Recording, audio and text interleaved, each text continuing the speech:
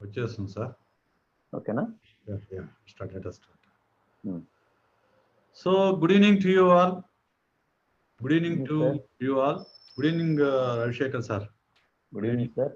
Sir genius gym talks లో భాగంగా ఈరోజు రెండో రోజు లైవ్ ఫేస్బుక్ లైవ్ చేస్తున్నాము.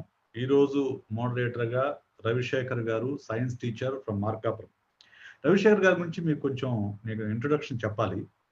రవిశేఖర్ గారు నాకు ఫేస్బుక్ అందించిన ఫ్రెండ్స్ లో మంచి ఫ్రెండ్. ఫేస్బుక్ ద్వారా నాకు పరిచయం ఆయన.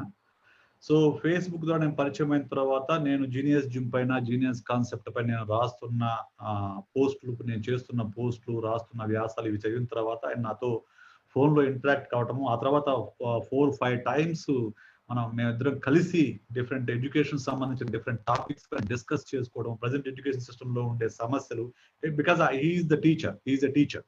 సో వీటిపైన డిస్కస్ చేసుకోవడము, ఎక్స్చేంజ్ ఆఫ్ థాట్స్, ఇవన్నీ మా ఇద్దరి మధ్య తరచూ జరుగుతూ ఉంటాయి. అలాగే ఈ జీనియస్ జిమ్ అనే కాన్సెప్ట్ ని ఫస్ట్ నుంచి బాగా నమ్మి సపోర్ట్ చేసిన వ్యక్తుల్లో రవిశేఖర్ గారు ఒకరు.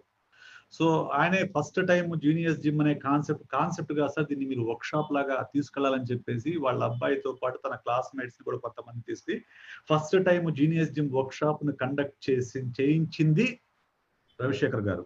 అప్పట్లో అది 5 రోజుల ఫుల్ టైం ప్రోగ్రామ్ గా కండక్ట్ చేశాము. ఇప్పుడు ఫార్మాట్ చాలా మారిపోయింది, అలాగే చాలా డెవలప్మెంట్స్ కూడా చాలా జరిగాయి.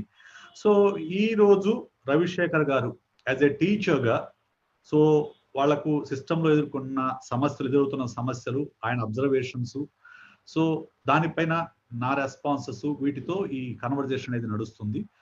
Please watch. రవిశేఖర్ గారు, it is. So good evening to everybody. Sir Vishesh గారు మీకు నమస్తే. నేను మీకు పరిచయం అయిన తర్వాత నాకు మీ వ్యాసాలు అయితేనేమి, మా అబ్బాయిని కోచింగ్ తీసుకోవడం అయితేనేమి, ఆ విషయాల్లో కొంతవరకు మీ కాన్సెప్ట్ అర్థమవుతూ వస్తూ ఉన్నప్పటికీ దాన్ని నేను హోలిస్టిక్ గా ఆలోచిస్తున్న క్రమంలో ఎడ్యుకేషన్ సిస్టమ్ మొత్తానికి దీన్ని అప్లై చేయాలంటే ఏ విధంగా ఉంటుందన్న కోణం నా ఆలోచనని ఇప్పుడు మీకు ముందు ప్రెజెంటేషన్ చేస్తాను.